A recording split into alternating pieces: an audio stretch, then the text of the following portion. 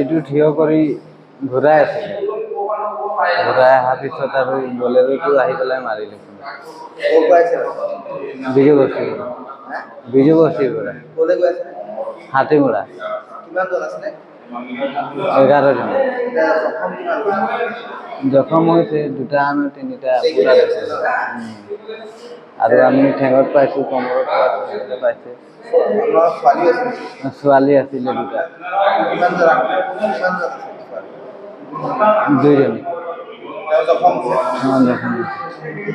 আমলখি বলানৰ পৰা আহিছোঁ, তাৰপিছত আহোঁতে পিছফালৰ পৰা বলেৰো গাড়ীটো আমাৰ পিকআপত মাৰি দিছে। আমি ছিগনেল দিছোঁ, 11 জন আছিলোঁ আৰু এই 11 জনে চবেই জখম পাইছে।